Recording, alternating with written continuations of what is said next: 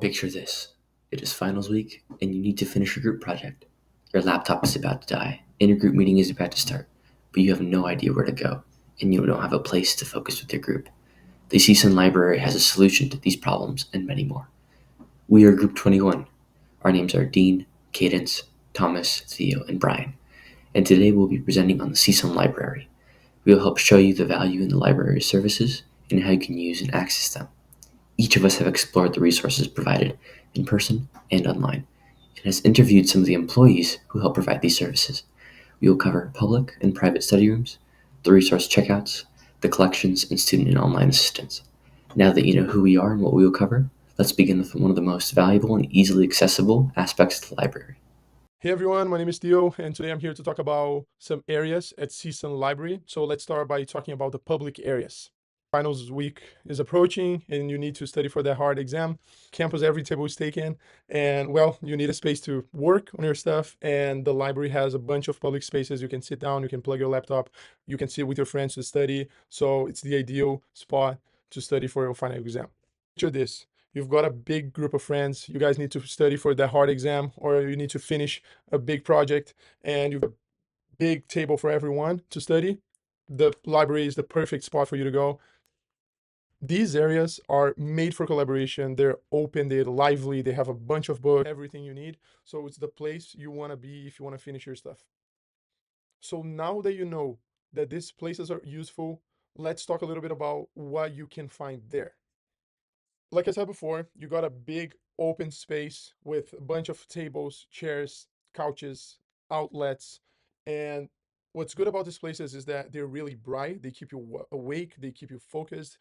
Everything is open during library hours, so you don't need to book anything. You don't need to chase the next like friendly coffee shop. Just stick with the classic, just go with the library. You're gonna be fine. Let's talk about like, how to actually use these spaces.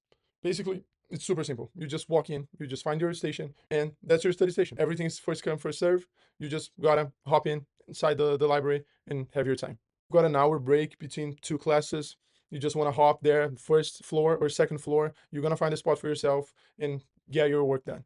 Everyone around you is extremely focused. That's why like is the place to go. Like honestly, for me is the best when I want to stay productive. That's the place to go. That's why every time is a busy week, you go to the library, it is gonna be packed.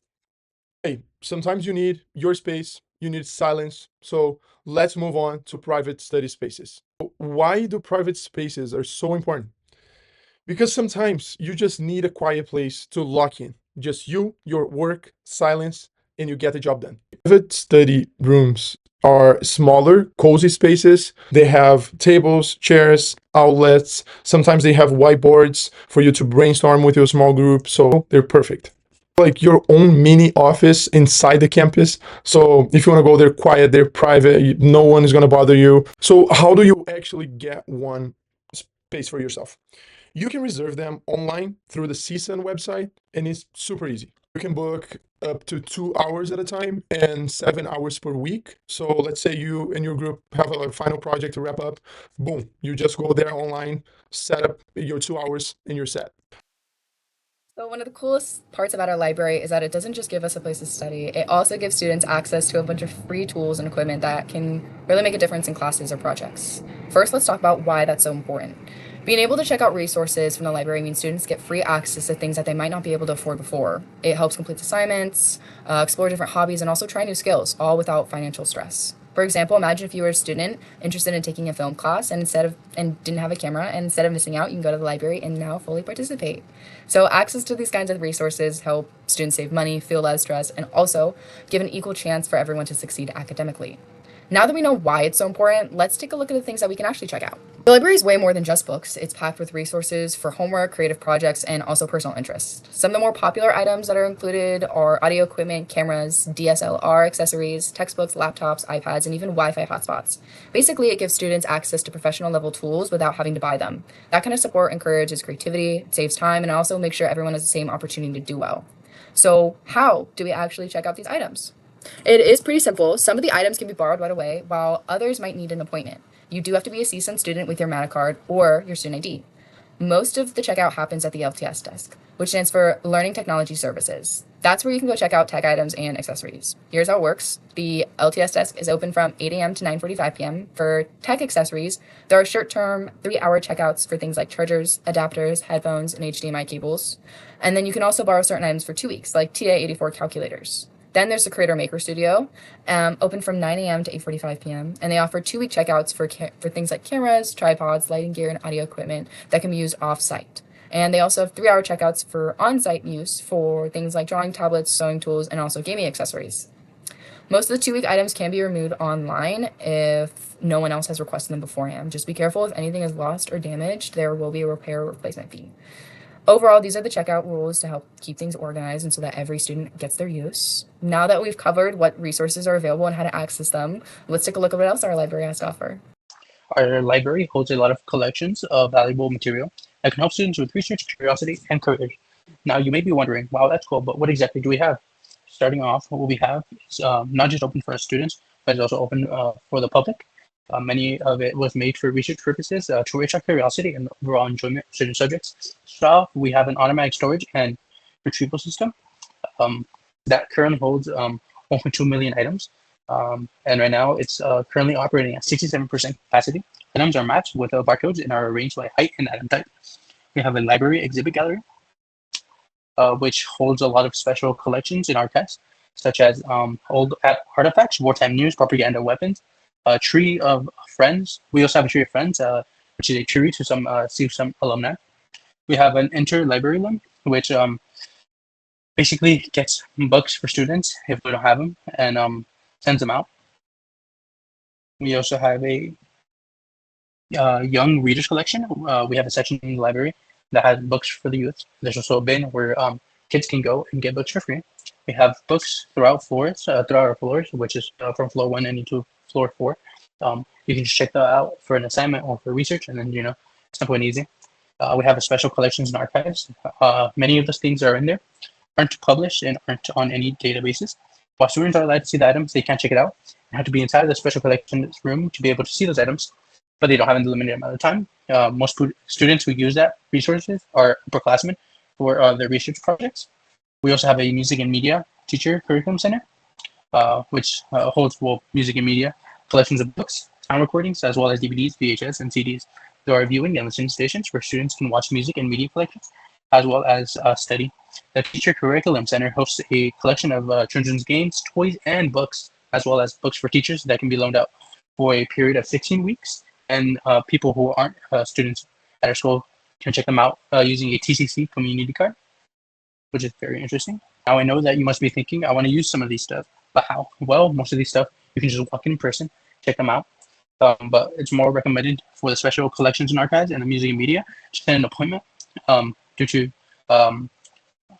maybe another person wants to research the same thing as you or check them out. So that's highly recommended.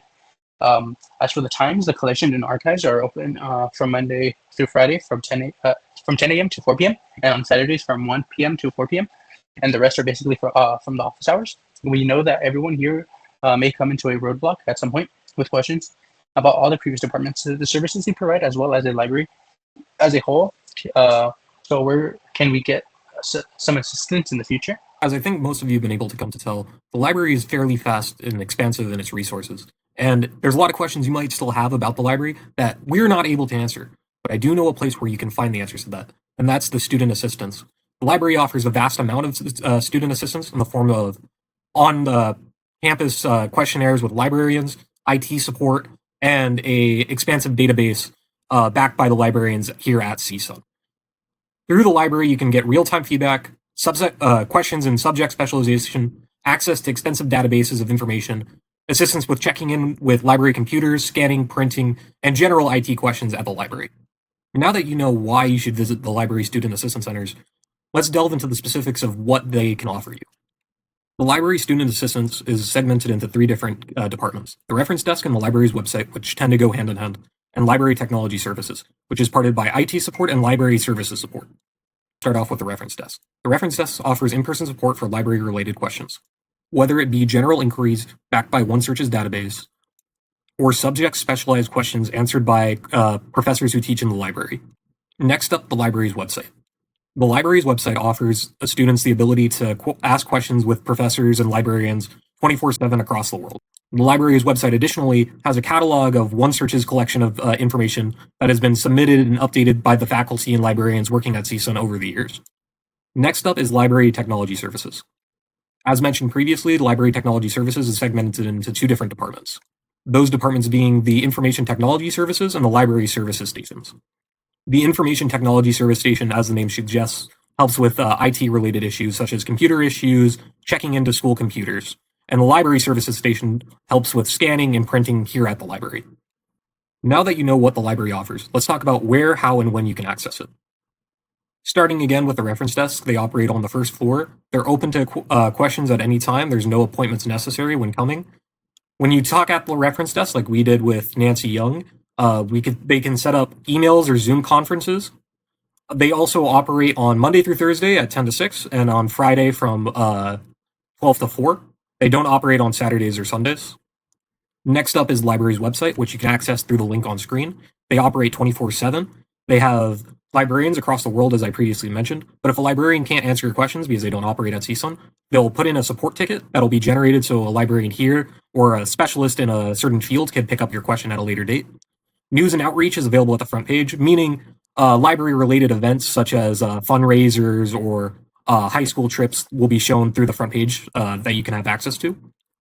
And finally, Library Technology Services, located again on the first floor. They're open from 8 to 9:45 on Monday and Thursday, 8 to 4:45 on Friday, 12 to 4:45 on Saturday, and 12 to 7:45 on Sunday. Just as with the reference desk, there's no appointments necessary. You can just come in and ask any questions. Now I'll bring you back to Dean so he can wrap all this up. Thank you, Thomas.